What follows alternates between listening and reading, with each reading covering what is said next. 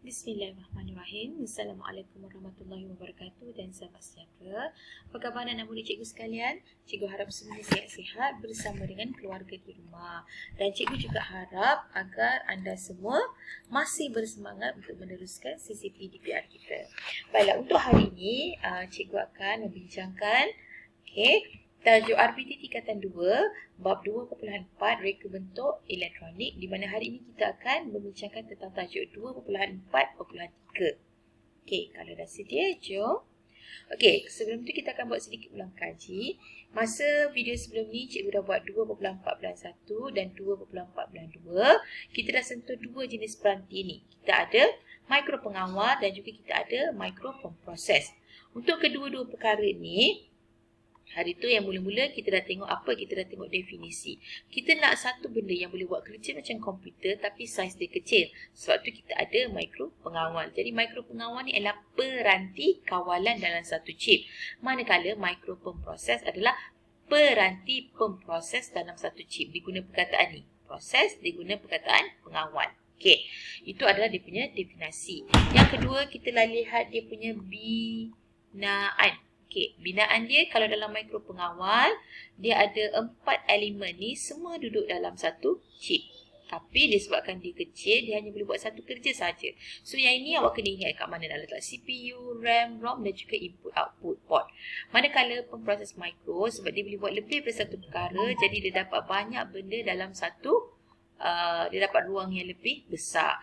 Dia punya besar tu sampai terpaksa dihubungkan antara satu sama lain menggunakan sistem bus. So kita kena ingat kedua-dua dia punya binaan ini. Sebab ni antara soalan yang popular. Yang ketiga, kita dah belajar tentang 3 komponen carta ahli ni. Input, proses dan juga output. Input maksudnya apa yang kita nak suruh dibuat. Proses ni dia terima arahan daripada input, dia analyze, kemudian dia nak laksanakan, tak boleh. So dia akan minta output yang melaksanakan tugasan tersebut. So input ni apa kita nak suruh dia buat, output ni adalah apa yang dia buat. So dalam input kita ada peranti input, kita ada peranti input digital dan juga analog. Ingat kedua-dua ni sebab kita akan guna dengan sangat amat luas selepas sini. Kemudian dalam proses kita ada mikro pengawal. Masa kat mikro pengawal ni kita punya CPU, kita ada RAM, kita punya ROM. Manakala untuk output ni sama ada kita ada LED, kita ada lampu Kalimantan, motor, kita ada pembas ataupun geganti. Ini kita dah buat sebelum ini. So untuk hari ini, di akhir pembelajaran anda akan dapat 2.4.3 menghasilkan lakaran. Hari ini kita nak buat lakaran reka bentuk litar elektronik menggunakan mikro pengawal. So ada 5 perkara yang kita akan sentuh hari ini. Kita akan mulakan dengan jenis lakaran, diikuti dengan binaan papan litar elektronik mikro pengawal. Yang ketiga, kita akan melihat pin mikro pengawal dan juga fungsi. Yang keempat, kita akan melihat satu contoh projek dan juga latihan. Dan akhir sekali, kita akan melihat jadual senarai keperluan projek. So sama macam elektrik, hari tu kita ada buat elektrik, kita ada buat lakaran SMK beban, betul tak? So untuk 2.4.3 dalam elektronik pun kita ada buat lakaran. So kenapa? Apa lakaran ni? Lakaran tu apa? Lakaran tu adalah terjemahan daripada idea awal mereka. Maksudnya tujuan dia adalah untuk memudahkan idea difahami. So bila kita lihat lakaran ni, orang lain yang melihat tu, orang tu tahu kat mana nak letak input, kat mana nak letak output, kat mana nak letak proses, kat mana nak pasang wayar, kat mana nak letak bateri. Semua tu kita tahu daripada lakaran ini. So dalam elektronik, lakaran ni terbagi kepada 2. A ialah lakaran gambar raja blok. Bentuk dia macam ni, dia ada kotak-kotak, nampak simple je kan. So yang ni adalah mudah, lakaran yang mudah. Manakala B, lakaran ni lebih kompleks, ialah lakaran reka bentuk litar skematik. Kat sini sama macam elektrik hari tu, skematik ni maksudnya dia menggunakan simbol. Kita pergi kepada yang pertama, jenis lakaran litar yang pertama. A, lakaran gambar raja blok, mewakili satu sistem, menerangkan secara ringkas Tadi kan cikgu dah cakap nampak macam senang je kan? Ringkas cara sistem beroperasi. Kemudian anak panah menunjukkan arah urutan dia. Setiap blok dilabel mengikut nama peranti yang digunakan. So, dalam jenis lakaran lita ni, ini kita dah belajar hari tu. Kita ada I, kat sini kita ada P, kita ada O. I apa? Ingat tak? Okey, isi tempat kosong. Question. So, I ialah input, bahagian input. P ialah bahagian proses. O ialah output. Okey, so input tu arahan kita bagi pada dia. Proses, dia proses apa arahan tersebut dan dia hantar kepada output. Jadi output yang akan buat kerja. Okey, input, proses dengan output. Jangan lupa untuk dia bekerja, dia mesti ada bekalan kuasa. Ini kita dah buat minggu lepas. Kita dah tengok bekalan kuasa ni ada dua jenis. Sama ada kita boleh guna arus terus ataupun arus ulang alik. Ini kita dah belajar mesin elektrik. Okey, arus terus tu boleh guna bateri. Plug pula memberikan kita arus ulang alik. Macam contoh dekat rumah kita tu. Okey, so yang ni kita dah belajar minggu lepas. Input dia ada dua jenis. Dia ada digital dan juga analog. Digital ada 5, analog ada 3. So, awak ingat balik ya. Ini digital, digital, digital, digital, digital. Ini adalah analog, analog, analog. Ingat balik gambar dan apa dia punya nama. Dalam proses pula, kita ada dua benda. Okay, kita boleh guna, kita punya CPU. Kemudian kita ada RAM dan juga ROM. Okey, ini tempat untuk simpan memori. CPU dia punya kepala otak untuk berfikir. Manakala untuk output, kita ada LED, pembas, geganti, motor dan juga lampu Kalimantan. So, ini adalah kita punya lakaran gambar raja blok. Okey, so untuk yang B, lakaran reka bentuk lita skematik. Lita skematik ni menggunakan simbol komponen yang telah ditetapkan. Jadi, nak tak nak kita terpaksa ingat dia punya simbol. Simbol komponen disambungkan menggunakan garisan lurus bagi membentuk lita lengkap. So, awak tengok dekat dalam setiap komponen ni, dia menggunakan garisan lurus untuk sambungkan antara satu sama yang lain. So, garisan lurus tu boleh macam ni boleh, macam ni boleh. Melintang ataupun menegak. Dia tak boleh sengit-sengit macam ni. Ini tak ada. Kita guna yang ni sahaja. Okey, yang tengah-tengah ni adalah dia punya mikro pengawal. The whole biru, benda biru ni adalah kita punya Arduino Uno. Kita punya papan mikro pengawal tersebut. Okey. So, yang kedua kita nak tengok binaan papan lita elektronik mikro pengawal. Yang ini ada dalam buku teks awak di muka surat 90. Yang cikgu cakap tadi yang kena ingat tu inilah. Kena ingat dia punya simbol. Untuk apa benda-benda yang kita kena ingat ni? Okey, apa yang kita nak buat sebenarnya? Kita nak buat lita input. Mula-mula kita nak belajar buat lita input. Lepas tu kita nak belajar buat lita output. Kemudian kedua-dua lita ni kita akan sambungkan kepada kita punya papan lita elektronik mikro pengawal. Tetapi sebelum nak buat lita input, sebelum nak buat lita output, kita kena pertama kenal simbol. So inilah simbol ni. Yang ni kita kena ingatlah. Okey. Kemudian yang kedua kita tengok ya. So simbol sebenarnya tak banyak pun nak kena ingat. Yang ni kita dah belajar bateri, simbol untuk bateri. Kemudian kita dah belajar simbol switch. Yang lain-lain kita kena ingatlah. Diod ni ada banyak jenis tau. Kalau dia macam ni je, tujuan dia adalah untuk membenarkan arus elektrik mengalir satu arah. Tapi kalau kita guna LED, dia ada tanda anak panah macam ni. Ini maksudnya memancar lah. Kemudian kita ada kapasitor. Kapasitor ada dua jenis, berkutub dengan tidak berkutub. Fungsi dia sama, menyimpan dan membuang cas elektrik. Awak perasan tak kalau awak off laptop, dia tak terus off. Ataupun TV awak bila awak tekan off, dia tak terus off. Dia ambil sedikit masa. So sedikit masa tu adalah kegunaan ataupun kerja yang dilakukan oleh kapasitor. Okay, dia menyimpan dan membuang cas elektrik. Dia tak nak kita punya peralatan elektrik itu terlalu terkejut. Okay, terus off, terus on, nanti takut dia rosak. So, kita ada kapasitor berkutub untuk menyimpan dan juga membuang cas elektrik. Dan kita ada pengatur voltan, merendahkan nilai voltan daripada 7 hingga 20 volt kepada 5 volt. Ini sebenarnya macam on dengan off lah. Kemudian kita ada kristal. Kristal ni kalau kita guna jam, clock dia boleh tunjukkan jam pada kristal kita tu. Kemudian ini adalah perintah. Perintah adalah untuk mengawal dan menghadkan arus elektrik. Sebenarnya perintah ni kegunaan dia adalah untuk melindungi kita punya komponen-komponen yang kecil. Sebab apa? Kalau arus yang masuk dalam komponen kecil kita tu terlalu besar, dia akan menyebabkan komponen kita rosak. So kita letak dia ni sebagai pelindung. Dia akan jaga kita punya komponen supaya tak rosak. Kemudian kita ada model Bluetooth. Ini adalah model Bluetooth, sebuah alat komunikasi tanpa wayar untuk menerima dan menghantar isyarat antara dua peralatan. Bluetooth ni awak dah biasa dengar Okey. So, tadi kita dah tengok kita punya simbol. Kita dah kenal simbol untuk binarita output dengan output. Tadi yang pertama kita dah kenal simbol. Okey. Yang kedua kita nak tengok pula pin mikro pengawal dan juga fungsi dia. Okey, awak punya mikro pengawal tu okey, yang ni. Yang ni mikro pengawal ni, yang ni. Ini kita panggil mikro pengawal kan? So kita nak belajar pasal semua kaki-kaki mikro pengawal yang kecil-kecil ni, kita nak belajar pasal kaki-kaki dia. Kaki-kaki ni bukan saja kita buat ni, dia ada kegunaan. Setiap kaki ni ada kegunaan dia yang masing-masing. So kita nak tengok apa kegunaan kaki mikro pengawal tu. Okey. So, yang ini adalah binaan dia. Ini adalah dia punya gambar raja binaan mikro pengawal kita. Okey. So dekat sebelah kiri ada 14 kaki, dekat sebelah kanan pun ada 14 kaki. Kaki nombor 1 sampai 18.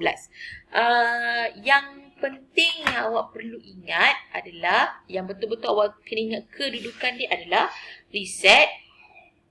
Kemudian awak perlu ingat kedudukan VDD dengan VSS. Ini kena ingat kedudukan. Yang lain-lain tu biasanya dia tak akan tanya kedudukan. Okey, cikgu akan tunjukkan sebentar lagi. Okey, yang ini ada dalam buku teks awak, muka surat 91. Okey, so cikgu nak kenalkan awak kepada 3 orang kawan baru awak. Kawan awak yang pertama namanya Ain. Kawan awak yang kedua namanya Din. Dan kawan awak yang ketiga namanya Daud. Okey.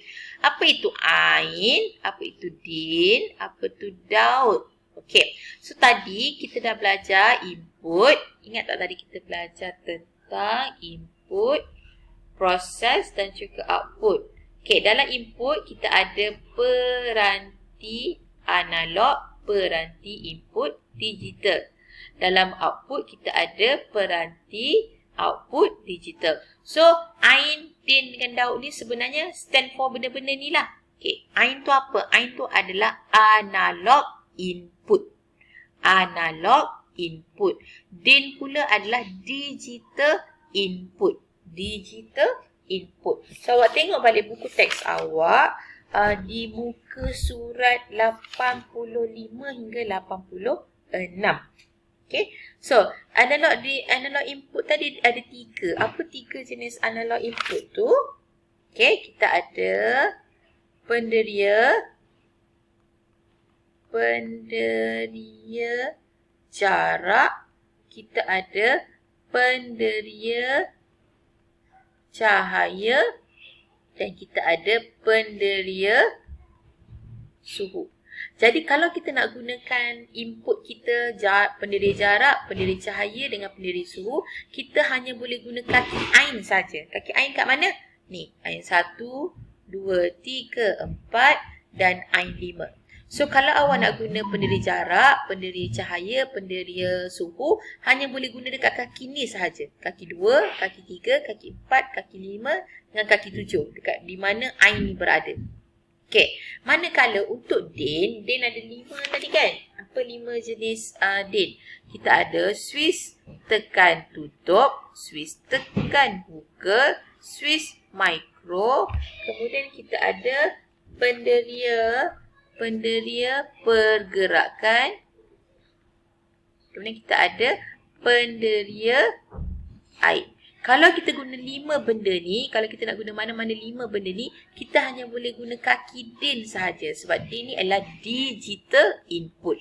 Semua ni adalah analog input, so kita boleh guna kaki Ain sahaja. Semua ni adalah digital input, so kita boleh guna kaki Din sahaja. So kaki Din yang mana? Ni. Ada lagi tak Din? Ada 4 je ya. Okey, cukuplah. Okey, manakala kalau kita nak buat sambungan kepada LED, kepada kita punya motor, kepada kita punya pembas, kepada kita punya geganti, kita hanya boleh guna daud aja. Kat mana ada daud? So, daud 1 sampai daud 4. Daud 5, daud 6.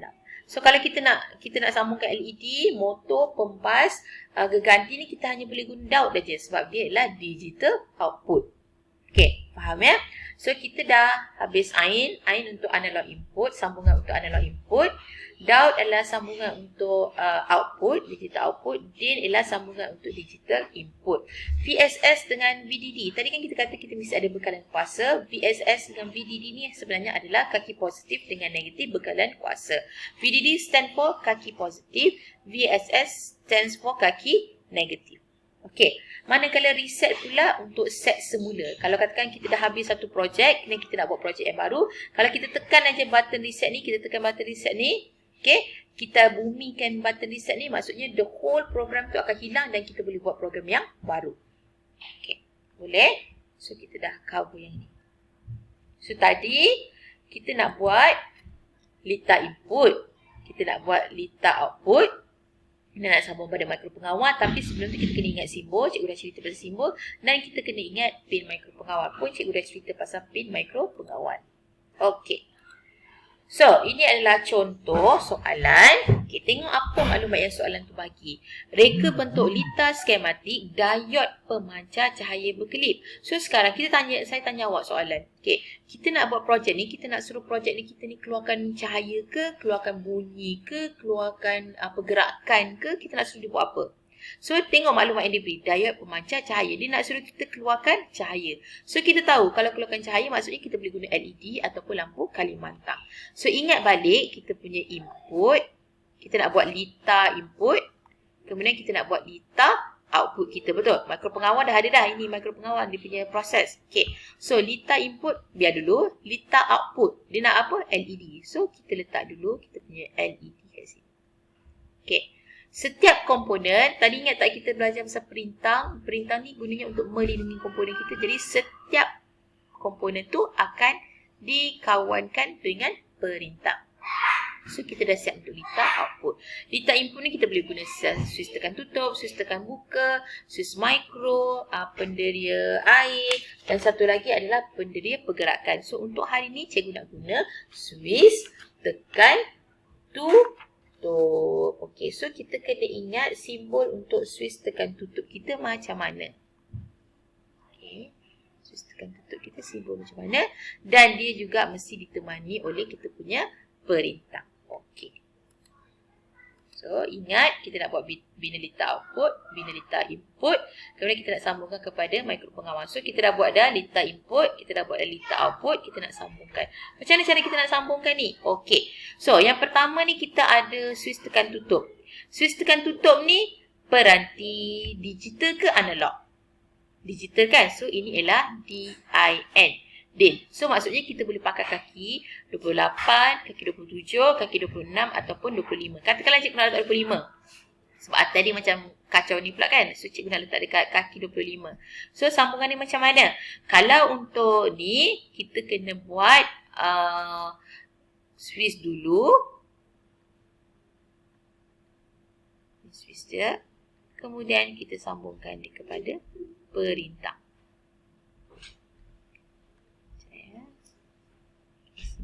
Perintah. Okey, dah. Siap.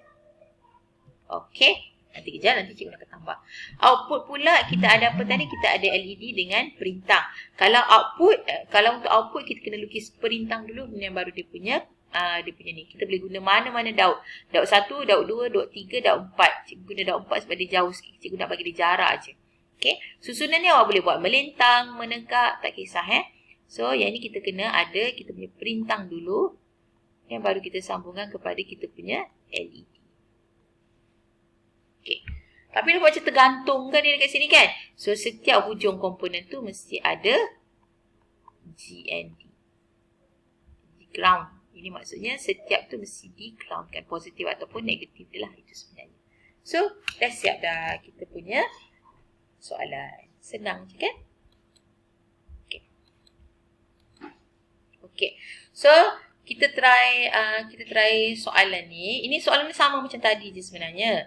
Tapi biasanya soalan tu kalau dia nak bagi awak mencabar sikit, dia akan suruh awak buat dua-dua. Mula-mula dia akan suruh awak buat lakaran gambar rajah blok 2 markah biasanya dibagi. Kemudian yang kedua dia akan suruh awak buat lakaran skematik 3 markah dibagi. Okey. So sekarang kita nak buat lakaran litar elektronik diod pemancar cahaya. Okey, berkelip mengikut selang masa. Ini tak apa. Yang penting awak tahu dia nak keluarkan cahaya. So output dia nak LED. Okey, so mula-mula kita ada input. Kita nak buat gambar rajah blok dulu ya. Input, proses dan juga output. Okey, input kita nak guna apa? Tadi kita guna apa? Switch tekan tutup kan. So switch tekan tutup. Ini kita punya input. Kemudian output kita nak gunakan LED. Okey, ini kita gunakan micro pengawal. Dia kan gambar rajah blok kan? Ini dah siap belum? Belum. Mana bloknya? Okey, so kita blokkanlah dia. Letakkan je dia dalam kotak. Nanti awak kena cantik-cantik. Tulisan pun buatlah cantik-cantik. Jangan tulisan macam cikgu. So nak lengkapkan dia bersama mana? Mesti ada anak panah yang menunjukkan urutan. Dia dah lengkap ke belum? Belum. Mana dia punya bekalan kuasa? Siapa nak bagi dia kuasa untuk mula bergerak? So kita ada bekalan kuasa. 12 volt biasa kita gunakan So bekalan kuasa ni kita letak dekat tengah-tengah. So yang ni dah siap kita punya gambar rajah blok dan kita dah dapat 2 markah. Very good. Okay. Okay. Yang kedua, tadi kita dah buat gambar rajah blok. So ini kita nak buat litar skematik. Litar skematik biasanya dia akan bagi ke awak pin ni. So sama macam tadi, input kita nak guna apa? Kita nak guna, jangan lupa simbol switch tekan tutup dan perintang. Output dia kita nak guna LED dan juga perintang. Okay. Kemudian sambungan tadi kita guna kat mana? Sini boleh. Okay, jangan lupa dibumikan. Perintang dulu. Perintang kemudian dibumikan. Digital out, cikgu guna ni pun boleh mana-mana. Perintang dulu untuk melindungi dia. Kita ada ni. Dah siap. 3 markah. Dia lupa. Sini awak kena label ya. Sini litar input. Sini ialah litar output. Dah dapat 3 markah. Okey. Okey, yang ni lagi satu ya. Diberikan input, ini contoh soalan juga. Input penderia cahaya. Okey, output dia nak guna LED. Lakarkan reka bentuk litar skematik. Dia suruh kita buat skematik bersama perintang input 10 kilo ohm dan perintah output 330. Awak jangan risau. Walaupun dia letak value dekat sini, tapi dia punya bentuk litar tu sama je. Bentuk perintah dia sama saja. So kita pergi yang pada yang senang dulu. Yang ini input, ini ialah output. Yang ini ialah input, ini kita nak letak dekat output. Okey, so input dulu. Input kita guna input penderia cahaya. Tak ingat, jangan risau. Buka buku teks awak sebab cikgu pun tak ingat. So, dekat dalam buku teks awak ada di muka surat 86. So, input awak bentuk dia macam ni. Bulat. Lepas tu jangan lupa dia ada perintah dia berapa? 10. Perintah sama. Jangan lupa kali ni dia dah ada maklumat. So kita kena letak dia punya maklumat. Output pula kita guna apa? LED. Okey, ni kat sini LED. Kemudian kita guna perintah. Perintah output dia berapa? 330. Gambar sama cuma 330. Okey. Sambungan ni sama juga. Input nak guna kat mana? Tadi kita guna digital input betul tak? Sekarang kita tengok balik. Penderia cahaya ni digital ke analog? Dia duduk dekat peranti analog ke digital? Analog kan? So kita tak boleh guna DIN. Kita kena cari AIN. So mana-mana AIN kita boleh gunakan. Okey. Jadi dekat kita cikgu pakai AIN 1 lah. AIN 1 tadi mula-mula cikgu ada. Cikgu punya penderia cahaya. Simbol dia macam ni. Okey. Kemudian cikgu ada perintah. Tapi cikgu nak sambungan dia paling dekat dengan siapa? AIN. Jangan lupa dibumikan. Kemudian daur out pula cikgu guna daur 2 seperti cikgu kan. Bentang. Mana cikgu ada. Jangan lupa dibumikan. Okey. Kemudian jangan lupa, tadi tak ada maklumat, sekarang dah ada maklumat, so kita letaklah 10 kilo ohm, 330. Ini apa? LED. Ini apa? LDR, perintah peka cahaya. So, dah siap. Ini adalah litar output, ini adalah litar input. Okey, dah siap. Ini adalah contoh soalan. So, last sekali adalah jadual senarai keperluan projek reka bentuk litar elektronik diod pemancar cahaya. Ini yang projek kita yang pertama tadi, bukan yang analog input tu, yang digital input tu ya. So kita dah tahu dah apa yang kita nak guna. Kita nak guna switch tekan tutup, papalita, switch tekan tutup tu yang mana satu? Yang ni. Okey, papalita yang ni, bateri yang ni. Kalau yang ni sebenarnya 6, 1.5, 1.5 ini 6, kita guna 2 lah.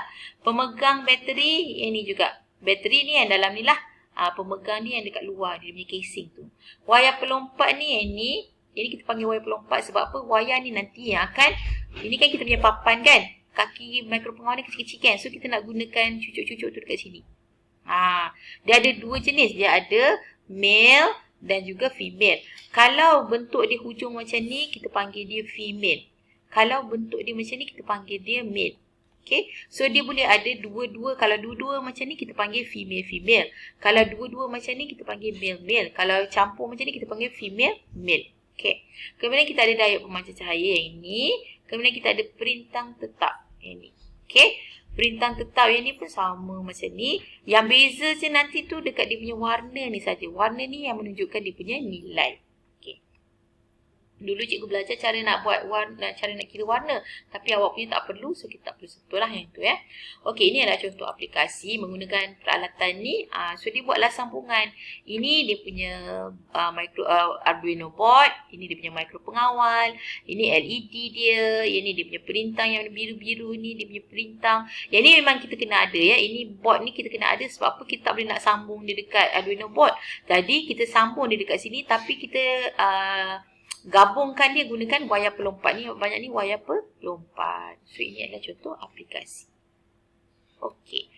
So kalau ada soalan boleh tanya cikgu awak. Jadi kita dah buat 5 perkara. Jenis lakaran ada 2 tadi. Gambar rajah blok dan juga skematik. Kemudian binaan papalita tu kita dah kena ingat dia punya simbol. Yang ketiga pin tadi ada 28 kaki tu tadi kita kena ingat ain, din, daud, VSS, VDD dengan reset. Kemudian kita dah buat 2 contoh projek dan juga latihan. Dan kita dah tengok tadi, bila kita dah buat siap lakaran, kita kena sediakan keperluan projek. So itu sahaja untuk hari ini. Cikgu harap awak semua faham. Dan kalau ada masalah boleh hubungi cikgu masing-masing. Okey, itu sahaja. Bye. Terima kasih.